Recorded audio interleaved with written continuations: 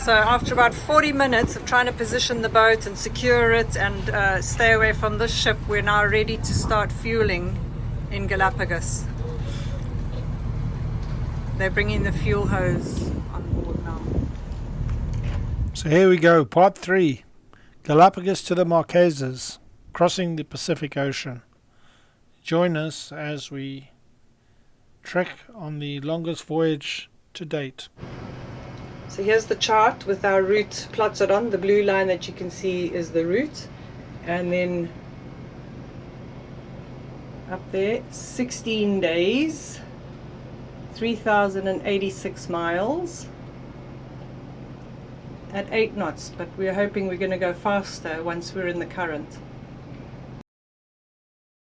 Our planned calculations have us arriving with just under 1,000 gallons of fuel extra, and in 15 3/4 days.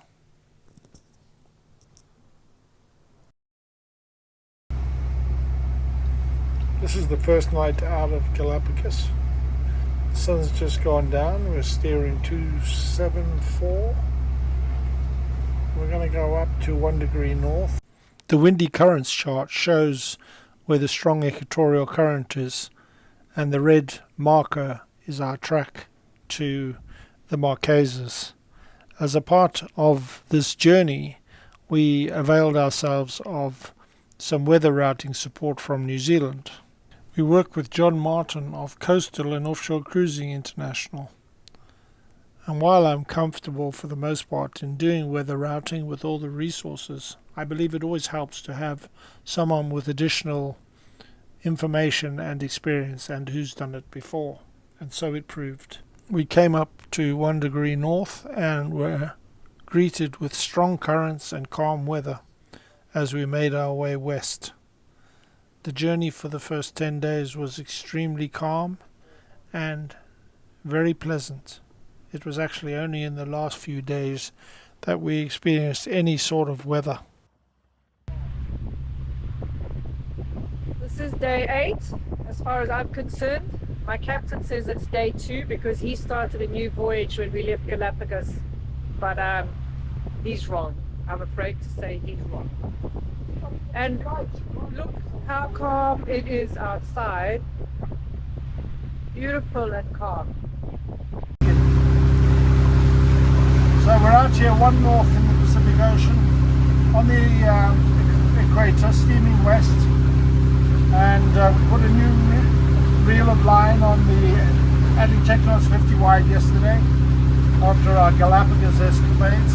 I've tied it to a leader and I've crimped on a swirl, and then I'll be using this black bart's lure to see what we can catch here today.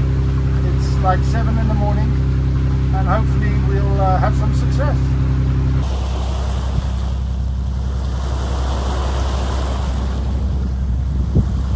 Spin dryer uses 240 volts, so while we got the conditions that we've got, we made the decision not to put the generator on, just to run the spin dryer.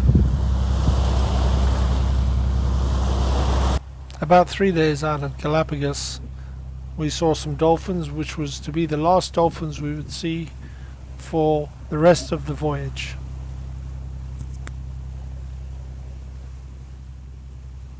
With over 700 gallons in bladders, every day I would transfer fuel from the main fuel tanks into the aft starboard day tank in order to make space so that I could drop the bladders into the other tanks.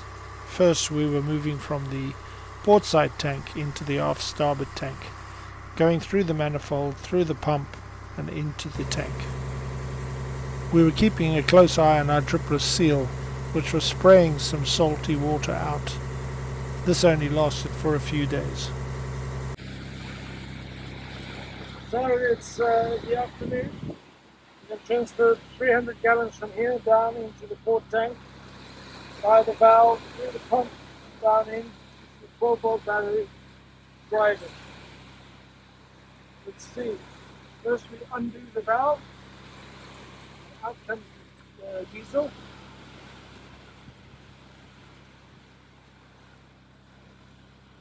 So the diesel's there now. Now I'm going to start the pump and it's going to start discharging. And here we go, 15 gallons a minute discharging from the 300 gallon into number 4 tank.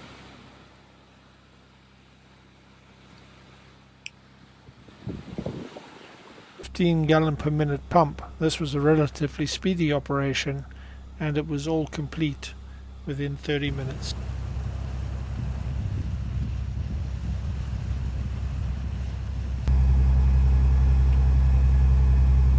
This is our Iridium Certus and our VSAT below decks unit. It's an Iridium Certus unit, Iridium 700 Certus, and an Italian 45 centimeter dome below decks unit that operates on the Intelsat Flex program. They've been off because we've been using Starlink, but we're about mid-passage, so I decided it's time to check them. It also has an iDirect VSAT modem. This is our Iridium Go, which we use with Predict Wind to track our position online, and people can go and find our position at any time. It updates our position every 30 minutes. This is a programmable object.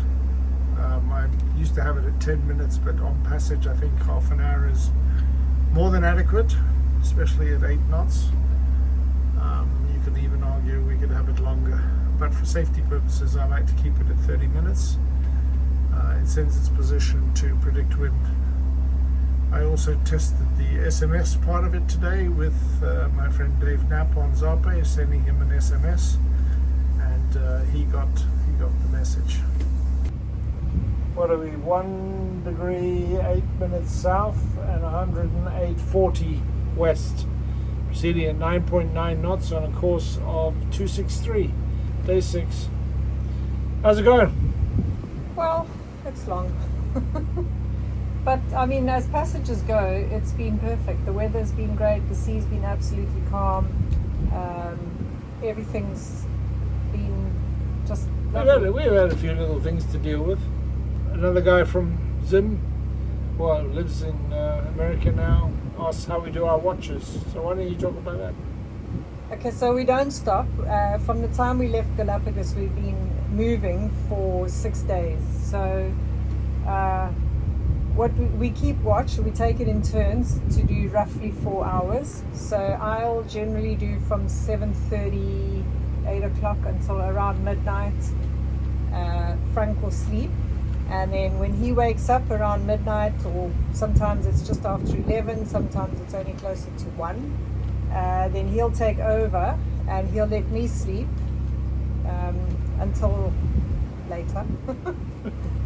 Roughly 4 hours, it could be 5 hours, and then I'll come on watch early morning and he'll lie down again and sleep until possibly 6, 7 in the morning. And I'm programmed to have coffee. yeah, then we have coffee and little bricks. We'll tell you about those later. And then I go and lie down and sleep until 9, 10 o'clock, and then we're up and about for the rest of the day. So we don't stop. There's always somebody. That's a long-winded way of saying we keep watch. Yes. And We take it in turns. At night we do 4 hours on and 4 hours off. At noon on Saturday the 9th of March, we were approximately halfway. We had been going over half a knot faster than our calculations, our planned calculations, and we're doing 1.9 instead of 1.7 miles per gallon. So we had built up a good, healthy reserve. We were on track. On passage, chores.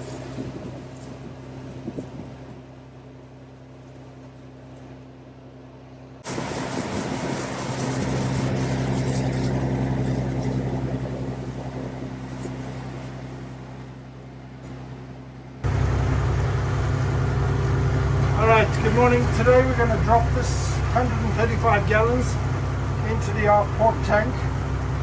We're going to try gravity feed first.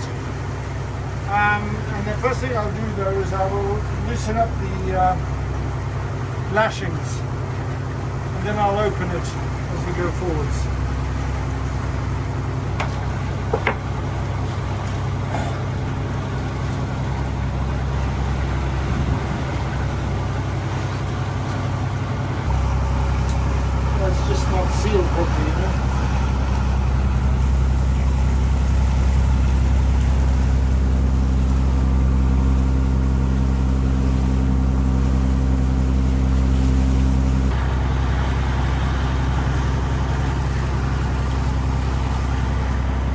quite fast too, really.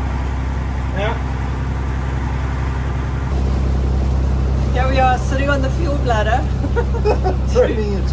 to make it easier to drain. Yeah, the pump's quicker.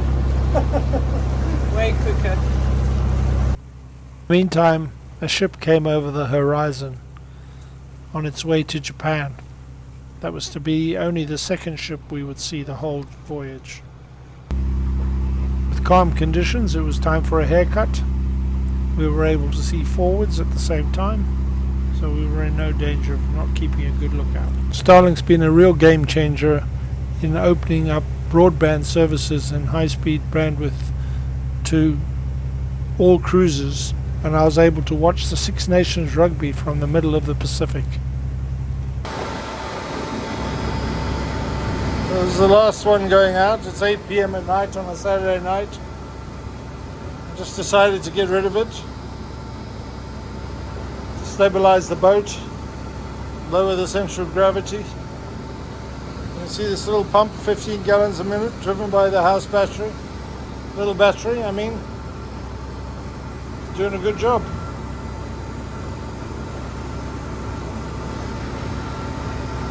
Kariwa has Naiad stabilizers that are 45 inches by 30 inches on each side, and here you can see them moving as we progress through the seaway. Sometimes they are moving more than others. We have found them to be extremely reliable and very helpful. As you see, if you look out the window, you can see the conditions and the way they are moving. There's a long swell out there as we move through. The weather was progressively getting worse, and within a few days we were experiencing 6-foot waves and a quarterly sea. It was a reasonable ride, still not the worst of conditions. On the last night before arrival in Nukuhiva, I was once again able to watch rugby as I looked out the window on my 12 to 4 watch. After I went to bed at 4 a.m, Leslie was able to sight land first, and I awoke to see the landmass of Nukuhiva as we approached it. It was an amazing feeling after 15 days.